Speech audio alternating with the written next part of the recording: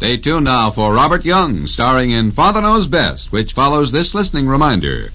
Tomorrow evening, there's more delightful comedy fun when you set your radio dial to NBC for the Bob Hope Show and the Phil Harris Alice Faye Show. Bob's guest star tomorrow will be the lovely and talented Virginia Mayo. Together, they'll bring you a half hour loaded with laugh-provoking material, so be sure to listen to the Bob Hope Show. And then stay tuned for Phil Harris and Alice Faye as they bring you another mirth-quaking edition of their wonderful comedy show. Tomorrow, it's Bob Hope, Phil Harris, and Alice Faye on the NBC Radio Network. And now it's time for Father Knows Best on NBC. Now listen to Father Knows Best, transcribed starring Robert Young as Father.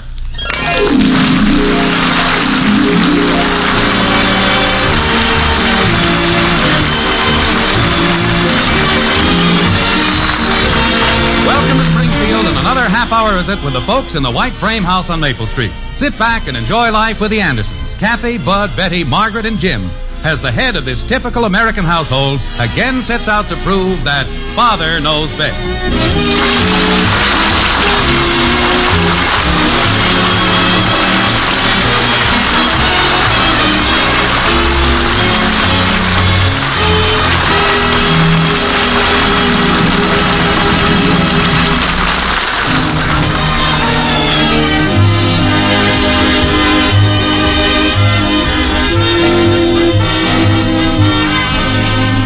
Now, ordinarily, a Saturday morning at the White Frame House on Maple Street is the time when the Anderson family takes a change of pace from the week's work, and the tempo of life is generally relaxed and rather easygoing. And it might have been that way this Saturday morning if daughter Betty had not come in with what sounded like a harmless piece of news. Like this. Mother! We're in the den, Betty. Mother, guess what? I just came from Janie Liggett's, and guess what? Well, what's happened now? Princess, your mother and I are going over last month's bills. Don't tell us anything that costs money. Well, you remember me telling you about Janie's aunt, the rich one? That's what we need, a rich aunt. Oh, Father, please. All right. Janie Liggett's aunt bought a mink coat. Well, good for her. Oh, it's full length, clear down to here. It must have cost simply thousands. Well, I suppose it would be nice to have a coat like that if a person could afford it. Oh, it's so beautiful. Father, why don't you buy Mother a mink coat? Why, sure. Next time you're downtown, honey, pick up 2 or 3. Oh, Father, I'm in earnest. I'm in debt. Princess, with this stack of bills piled up here, it's not exactly the time to talk about buying a mink coat. Don't worry, dear. I'm perfectly happy with the coat I have. Of course, but it seems to me that any man who cared at all about his wife would at least think about buying her a mink coat. Well, I've thought about it. But what happens when a woman gets a mink coat? I'd have to get all new dresses to wear with it. Oh, fiddle. And with new dresses and a mink coat, your mother couldn't be seen riding in our 3-year-old car. We'd have to get a new car. Oh, I give up. Every time I make a sensible suggestion, Father has to be a comedian. I'm going upstairs. I love those sensible suggestions. Oh, I wonder what it would be like to have a mink coat in the closet. For that matter, we already have fur in the house. There's that neck piece of yours that we bought in Chicago. And those fur mittens of mine. I can't for the life of me see why women feel that a coat made out of the skins of a bad-tempered member of the weasel family can suddenly create a whole new pattern of life. I didn't say that, dear. All I said was that... Mom! Hey, Mom! I'm in the den, Bud. Oh, where were we on these bills? Where are you, Mom? Oh, hi. Hello, Bud. Hi, Dad. You home? No, I'm down harvesting onions in Bermuda. Oh. Your mother and I are checking over some bills here, Bud. What is it? Joe and I just decided something. Well, good. Now, we're not going to take any more money from our folks anymore. Now, there's the brightest thought of the day. What brings this on, Bud? Nothing. We just decided. And a very good decision. Let's not question it. The way it is, having an allowance, we can only spend so much and then we're broke. Yes, this I understand. But if we quit having an allowance and get jobs and earn our own money, then there's no limit to how much we can spend. Well, I'm not quite sure I follow your reasoning there. But you go ahead. I'm all for it. I don't think you can earn all your money and go to school, Bud. Sure I can. I already got a job at Snow's drugstore 2 afternoons a week. I'm on the board. Switchboard? Sandwich board. You know, ham on wheat, hold the mustard, grind a cow and hold the weepers. Grind a cow and hold the weepers. Hamburger, no onions. I know all that stuff, and I'll make enough to pay for everything except my lunches at school. Well, I'll give you enough for your... No, we're gonna do this, Dad. I'm gonna get another job, and that'll pay for my lunches. All right, if you say so. Guy's gotta get used to paddling his own canoe. Hey, What is it, Bud? maybe I could save up enough to buy a canoe. I'm hungry. What's in the kitchen to eat? There's nothing out there. I looked. Hi, Mommy. Hi, Daddy. Hello, Angel. Hello, kitten. I need some clothes. Clothes? Uh-oh, we're back on the other side of the ledger. You have plenty of clothes. But I need some I can trade. Patty Davis and I are starting a swat shop. Swat shop? Don't you mean swap shop? Yeah, where we trade clothes. Can I have some clothes to trade, Mommy? Well, look around in the attic, but don't take anything good. I'll just take some old stuff. Betty, answer the door, will you? Probably for you anyway. I'll get it. Now, where were we, dear? I've lost track. I don't know how you get anything done around here. It isn't easy, dear. What have you got in the... Oh, you brought it over. Mother, come here, Father. What in the world did Janie bring over? It can't be anything less than Perry Como. Look, Mother, look. Here it is. Isn't it beautiful? It's Janie's aunt's mink coat. Hello, Mrs. Anderson, Mr. Anderson. Hello, Janie. Oh, dear. Say, that's a nice-looking coat, Janie. Nice looking, he says. Nice looking. Oh, feel it, Mother. Just feel it.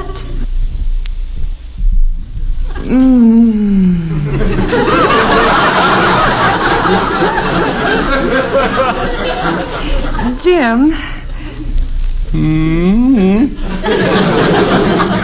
I brought it over to ask you a favor, Betty. My aunt's out of town for the weekend, and she left the coat with us, and now we're all going away, and Mother doesn't want to leave the coat with nobody in the house. That is a problem. What you need is a coat sitter. Well, sort of. You see, my aunt paid over $3,000 for it. Would you mind if I left it here, Mr. Anderson? Oh, please, Father, please. Well, it's all right with me if there's room in the closet. Oh, you're sweet, Father. Put it on, Mrs. Anderson. Oh, I don't think I should. Oh, go on, Mother. Let's see how you look in it. Well... Here, I'll hold it for you. Oh, Jim. Careful, Margret. Oh, you look simply divine, Mother. Isn't it terrific? Oh, you should put this on, Jim. Well, there's much point in it. Very few men are wearing mink coats these days. Well, my father's waiting for me out in front. Thanks a lot for keeping the coat. We'll pick it up this afternoon. Oh, there's no hurry, Janie. Imagine $3,000. You look great in it, honey. I can imagine with this house dress. Turn around, Mother. Let's see it in the back. Oh, isn't it positively the most perfectly, excruciatingly, fantastically wonderful coat you've ever seen? It's too lovely for words. Oh, real mink. I feel just like a queen. Hey, Mom, you better come out in the kitchen. The sink's plugged up.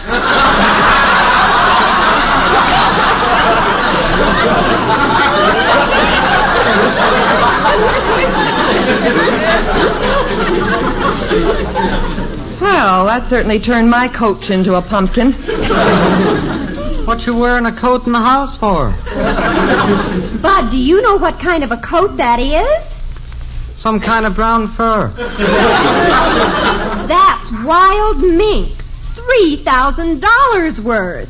What? Oh, boy, a fur coat. Is that what it costs? $3,000? $3,000? I gotta go tell Patty Davis. I don't know if we should hang that in the front closet or not. That's an awful lot of money. I hope it's insured. You'd better find a place to hide it, Betty. Well, don't worry. I'll find a place for us. Why? Guy could make dough raising minks. I wonder how you raise wild minks. Well, probably not easy. I guess when the mink starts thinking how much dough they're going to get for his hide, that's what makes him wild. I wouldn't be at all surprised. Now, Bud, your mother and I were trying to get some... It must be a conspiracy to keep us away from these bills. Hello. Oh, hello, Ed. Congratulations on what? Who told you that? Now, Ed, wait a minute. What's wrong, dear? I'm going over to Joe's. Yeah, but Ed, I can't hear you with all that racket over there. No, I can't get away today. But I wish you'd explain what you're... All right. Goodbye. Why the furrowed brow? Ed Davis called me up to congratulate me. For what? On selling that $2 million insurance deal to the steel company.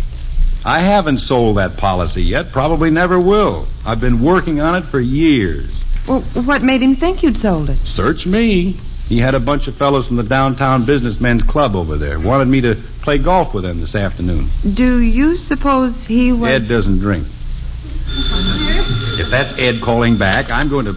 Hello? Oh, yes, she's here. Just a moment. It's for you, honey. Oh. Hello? Yes? Oh, yes. Mrs. Wynne Sheridan. I remember. Mrs. Wynne Sheridan? Next Tuesday? Well, I'm terribly sorry, but I have a PTA meeting that afternoon. Why, yes, I'd love to.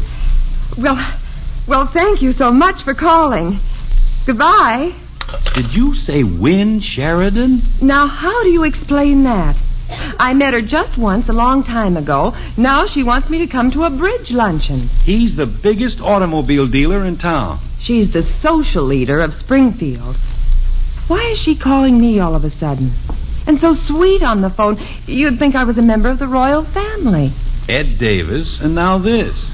Dear, there's no explanation for it, but all this seems to have started since that mink coat arrived. You're right. Something happened. There's a difference. Things are not the same. But why? It makes us feel like a couple of idiots. Exactly. But one thing we do know, honey, right now we're two of the most popular idiots in town.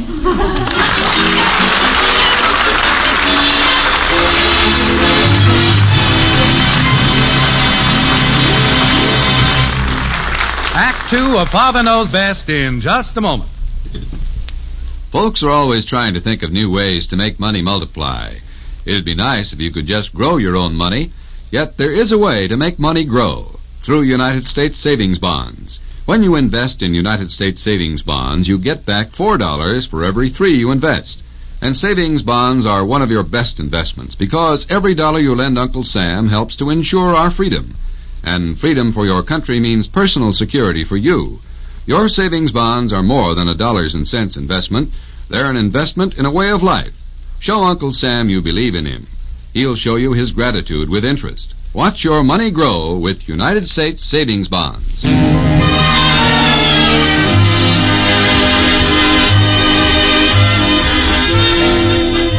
Well, has life been a little dull around your house? Not much happening? If you want to liven things up, take a tip from the Andersons. Have a friend of yours leave a mink coat in your closet.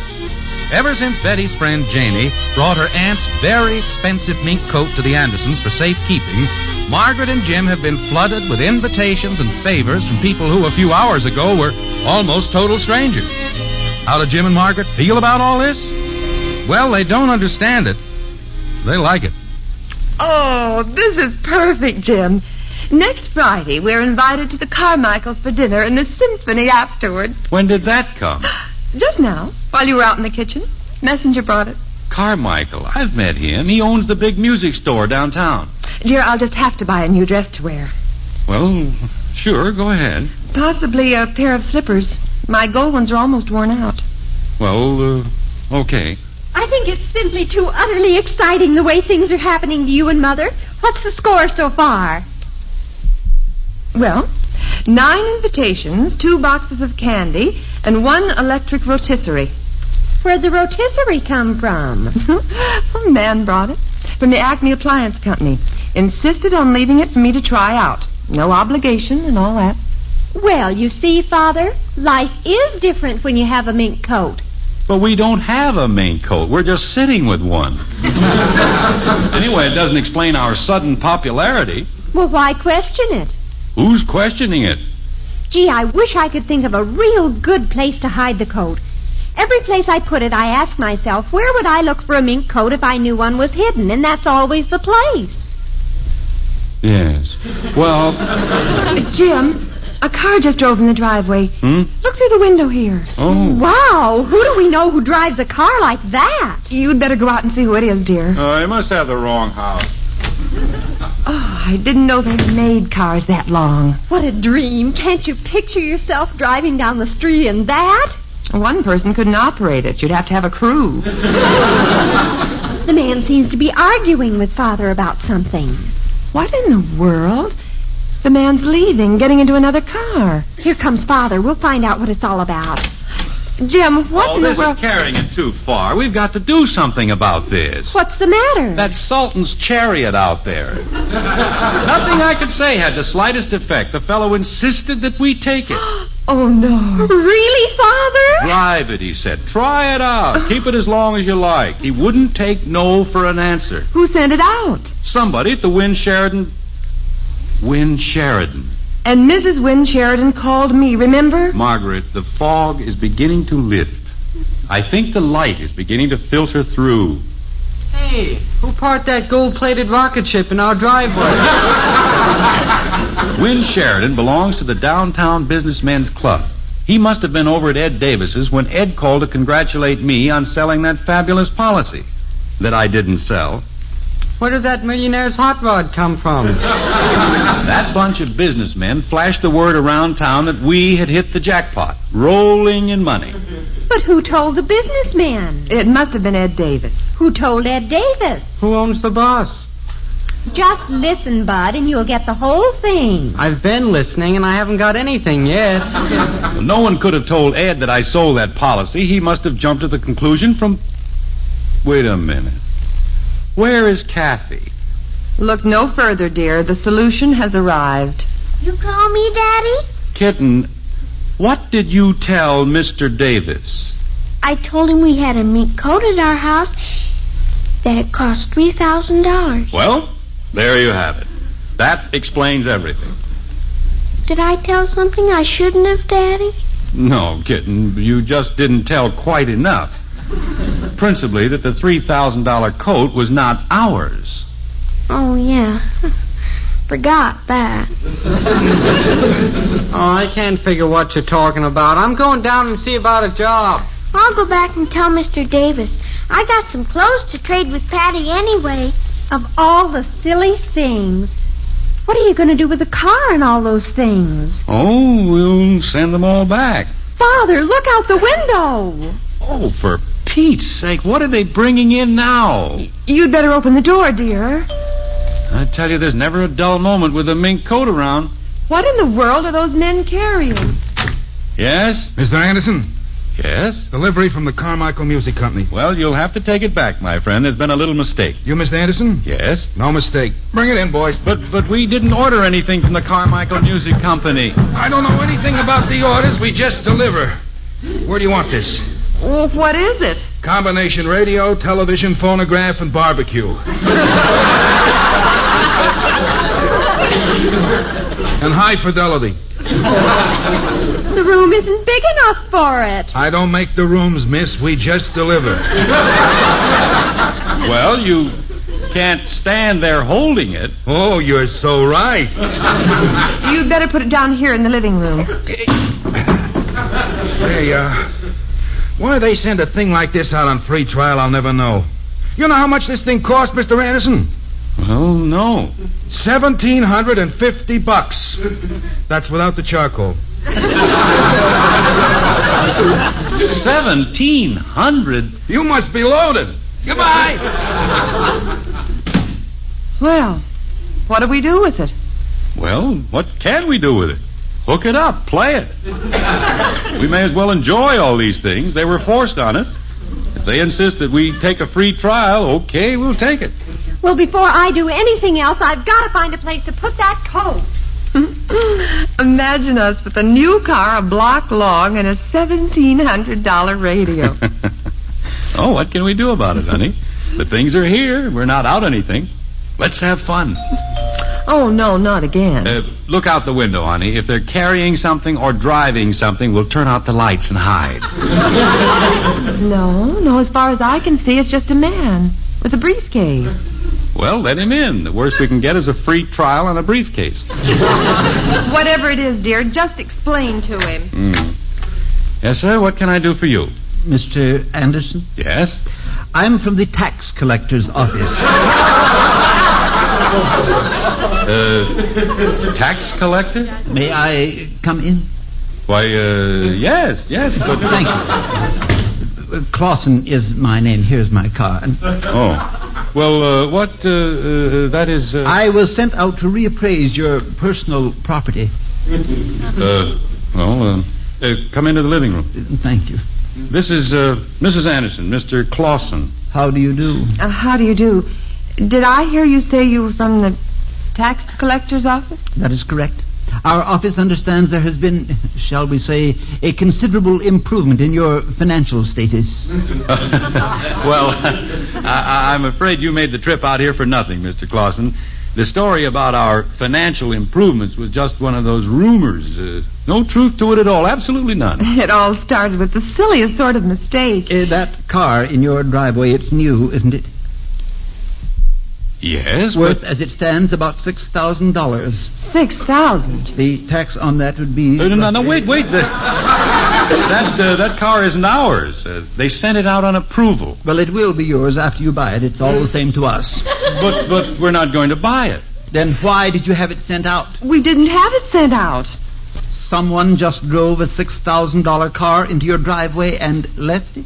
That's just what happened. Mr. Anderson, you are pulling my leg. No, I'm not. That's the truth. I've been with the tax office for 12 years, and I've heard a lot of stories. This one isn't bad. Now, let me get my papers out here and write this down. 1 super deluxe 10-passenger sedan, $6,000. But, Mr. Clausen... Oh, quite a radio phonograph combination you have there. Now, wait, hold on. That's new, isn't it? But it's not ours. Worth about $1,600, I should say. How did you make your money, Mr. Anderson? Oil? Look, I haven't made any money. The car and this radio, they were sent out to us. We knew nothing about it. Well, I would like to believe that, of course. Mr. Clausen, I'm fairly well respected in the community. I'm an honest man. I believe in being open and above board about everything. Oh, Father, I found a wonderful place to hide the mink coat.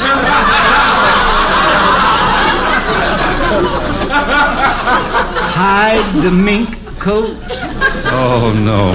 Betty. Oh, I'm sorry. I didn't know there was anyone here. Well, young lady, you spilled the beans. Now, let's quit playing games, Mr. Anderson. What do you have beside the mink coat? Any diamond necklaces? Mr. Clausen, believe me, the mink coat is not ours. Oh, come now, a man with your money. Betty, this is the tax man. Tell him. It's not our coat. We're just keeping it for a friend of mine while she's out of town. You know, there are times when I wish I had gone into another line of work. How much did you pay for the coat? We didn't pay for the coat. But you do have it. Yes. That's all I want to know. Now, if you'll just tell me how much you have... Don't open the door. Well, we'd better see who it is, Father. Hi, Betty. Janie. Father, it's Janie. Oh, bless that girl. Come on in quick. What's the matter? The tax collector's here. Janie, this is Mr. Clausen from the tax office. Will you please tell him? I'll go get the coat. Does this mink coat we're talking about belong to you, young lady? No, it belongs to my aunt. I'm Janie Liggett. If you come over to our house, my father will tell you. Here it is. Well, thanks a lot for keeping it for us, Mr. Anderson. Well, Dad's waiting. I gotta run by. Bye. Well, Mr. Clausen, are you convinced? On the coat, yes, but the car and the It radio... all started with the coat. Our small daughter told the neighbors we had a $3,000 mink coat. And the word spread that Mr. Anderson had sold a big insurance policy. We were the most popular people in town. Oh, I think I understand now. I have a small daughter myself. You see, we're not rich, Mr. Clausen. In fact, sometimes it's hard to make the money stretch. Oh, I know just how it is. Just this morning, Mrs. Anderson and I were going over the bills. We're so far away from owning a car like that one out there, or this expensive radio. Oh, money doesn't go as far as it used to. Hey, Dad, Mom, I got a job. Now I can buy my lunch at school. What? Bud, you'd better explain that. Hey, Mommy, I've been over at the swap shop. I got me some real good clothes. Hardly any holes at all. Now, wait a minute, Kathy. Oh, Mr. Anderson. What? Lunches. Old clothes. I have kids of my own, you know. Here, let me give you $5 to tide you over.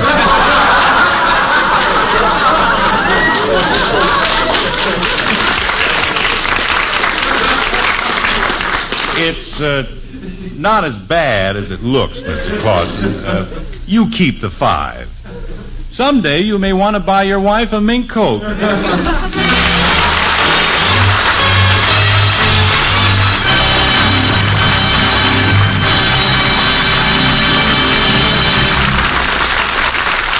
The Andersons will be back in just a moment. Friday evening brings more wonderful entertainment on the NBC Radio Network when Bob Hope presents his fun-filled show for your listening pleasure. Tomorrow evening, you'll hear Bob's guest star, Virginia Mayo, in an hilarious takeoff on a dramatic situation. Be sure to listen. And then stay tuned for music and mirth on the Phil Harris-Alice Faye Show. It's a laugh riot from beginning to end when Phil teams with Elliot Lewis for another session of zany antics and hilarious situations. You'll hear songs by Phil and Alice Faye, too, for a really enjoyable half hour of stellar entertainment. Make NBC Radio your entertainment headquarters tomorrow night. Just set your dial to this station for the finest of all radio listening.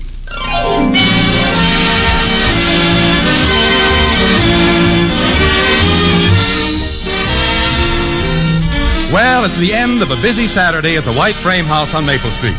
The mink coat has gone back to its owner, and quiet again settles on the Anderson family. The children are in bed. Margaret and Jim are having their quiet talk. What a day. Oh, it was a lively one. I never want to hear another telephone or another doorbell. I'm glad you sent the car and the radio back this evening. Seems like we're back to normal now. You know, I'm glad you're not crazy about mink coats. Oh, but I am. What? In fact, Wilson's department store is having a sale on mink tomorrow. I'm going down. What are you going to buy? Some kitchen curtains. You're a smart girl. I'm not so sure if I am or not.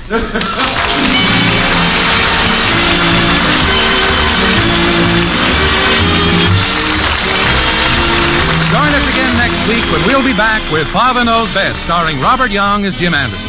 Father Knows Best is an NBC Radio Network production in cooperation with Cavalier Enterprises. In our cast were Helen Strome as Kathy, Jean Vander Pyl, Rhoda Williams, Ted Donaldson, Mary Lee Robb, and Parley Bear. Father Knows Best, based on characters created by Ed James, is written by Paul West and Roswell Rogers, directed by Arthur Jacobson, and transcribed in Hollywood. This is Bill Foreman speaking.